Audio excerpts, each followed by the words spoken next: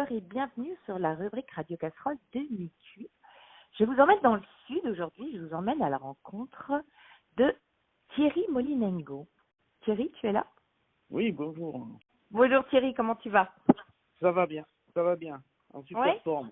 Et que tu es à Opio, au Café César, café avec 2 S, restaurant L'Initiale, un restaurant auquel tu collabores avec Frédéric Boger.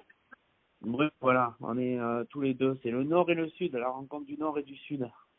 Et on avait travaillé ensemble début 2000 et là on s'est retrouvés notamment parce que je le connais bien, c'est quelqu'un de super avec qui j'ai collaboré, je me suis bien entendu sur pas mal de choses et en plus c'est devenu le mari de ma cousine par la suite, voilà. En plus, tu as été entremetteur. Un petit peu. J'adore, tu me fais de la concurrence alors. On va dire ça comme ça. Aujourd'hui, tu as décidé de nous parler d'un légume qu'on appelle un légume oublié, quelque part. Légumes oubliés, légumes fruits de la famille des cucurbitacées en fait, qui est donc le pâtisson et particulièrement j'affectionne le pâtisson blanc. On appelle aussi le pâtisson la courge d'été, non? La courge d'été, voilà, parce que la pleine saison en fait c'est juillet, août et septembre. Et donc ce légume, on ne pense pas l'utiliser, mais on peut l'utiliser de différentes façons. Il faudra certainement bien l'éplucher parce que ça donne un petit goût amer quand il garde sa peau. Après, on peut le garder aussi avec la peau si on aime ce côté amertume. Mais moi, je le prépare donc en épluchant et je le choisis pour son goût parce que c'est un goût à moitié artichaut, à moitié courge. Mais je le choisis surtout pour sa forme et sa couleur blanche en fait. Voilà. Je crois qu'il y a plusieurs couleurs. Hein. Moi, j'en ai vu sur les marchés du Sud, des blancs, des verts, des jaunes, tout à fait. Des jaunes, oranges.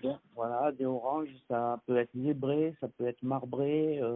Voilà, il y a plusieurs variétés en fait de couleurs. C'est un légume dont on a l'impression qu'il ne peut pas être consommé, mais en fait c'est très très bon. Très ferme aussi à la cuisson, ça tient super bien. On peut en faire même des desserts. Voilà, avec l'association pâtisson café marche très très bien. Et on peut servir ça avec une crème citron café, ça marche bien aussi. Et donc voilà. Et ça peut être une idée d'association. Mais en tout cas, moi je partage volontiers avec un poisson.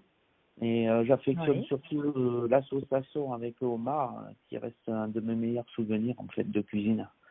C'est quelque chose qu'on peut manger à votre carte, ça, par exemple?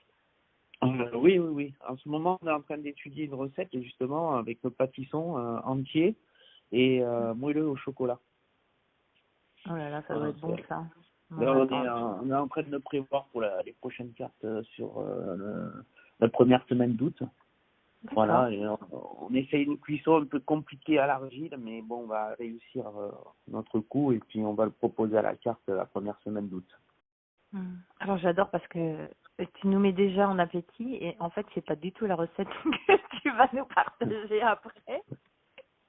Alors, je vais juste dire une chose aux dames, aux femmes, c'est que le pâtisson chez moi on l'utilisait, nous c'est plutôt cru, tu vois, en lamelles, dans une salade, ou alors on le faisait quand il était plus gros, on les faisait en gratin, voilà. Et puis surtout, ma maman elle disait toujours que c'était très bon pour la peau. Parce que c'est riche en provitamine A et que donc c'était beau quand tu voulais avoir une belle peau en vacances, il fallait manger du pâtisson. Voilà. Ça c'est la petite anecdote. Vertu cosmétique donc pour le pâtisson aussi. C'est voilà, bien, on peut utiliser en fait ce légume fruit à toute fin et de plusieurs façons. Donc ça c'est bien. Mais le cru, oui, on connaît aussi. On peut le faire en râpé, c'est pas mal, un petit peu à la manière des carottes râpées. Ça peut être sympa pour l'été, c'est frais. Et ça a du goût. Donc comme je disais, à moitié artichaut, moitié courge.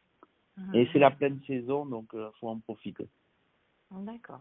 Alors la recette que tu nous partages aujourd'hui, c'est Alors aujourd'hui, les pâtissons, on va travailler de façon acidulée, un peu à la manière d'un cornichon, on va dire. On dit plutôt pickles parce que c'est de l'aigre doux. Et il va être préparé. Là, on partira sur du petit, par contre, un peu plus tendre, un peu moins dur. Et on prendra des mini pâtissons. Alors de couleur jaune pour la recette parce que on a voulu faire ressortir cette couleur sur de la patate douce de Châteauneuf-de-Grasse. Parce qu'on a quelqu'un qui nous fait une belle patate douce à quelques kilomètres de chez nous, donc ici sur place. Elles sont magnifiques. Et une lotte de notre pêcheur Denis Génovelle, qui est sur le cap d'Antibes, donc qui sera préparé, piqué donc de bâtons de fenouil et ensuite poêlé dans de l'huile d'olive.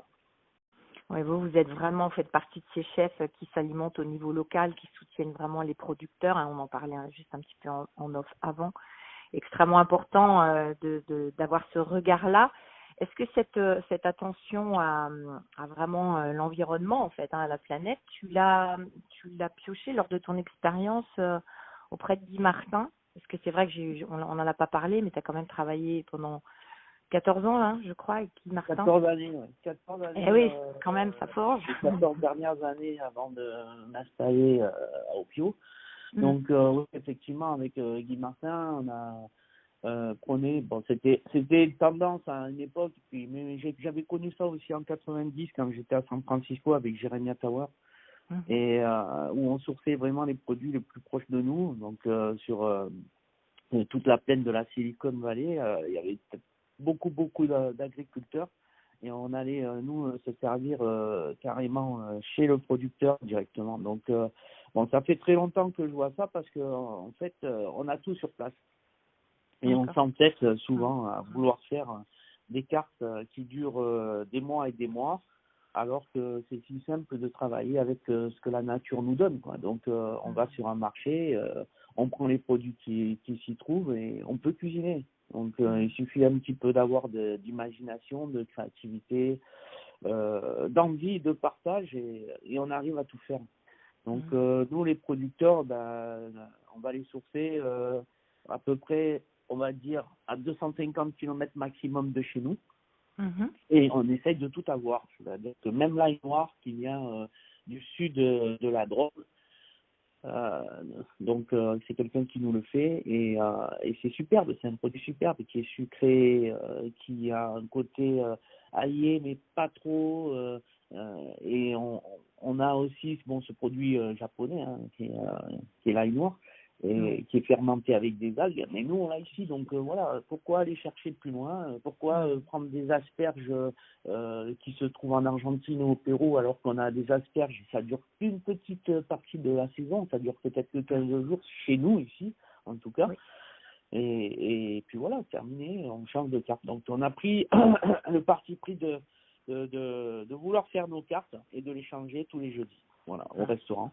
Donc on fait un retour de marché, la carte est courte, il y a 3 entrées, 4 plats et 3 desserts, et ça nous permet de renouveler tout le temps notre créativité. Voilà, on cherche. En fait, depuis qu'on a commencé, depuis mai 2019, malgré le confinement, on a réussi à faire plus de 1000 recettes. Le bonheur est près de chez soi, hein? C'est pour conclure, c'est ça, hein? On le cherche ouais. souvent loin et en fait il est près de chez soi. Merci beaucoup à toi Thierry, j'étais ravie de partager ces quelques mots avec toi et puis à très bientôt pour une autre recette, certainement. Merci beaucoup et Merci vous êtes toi, tous les bienvenus. Merci.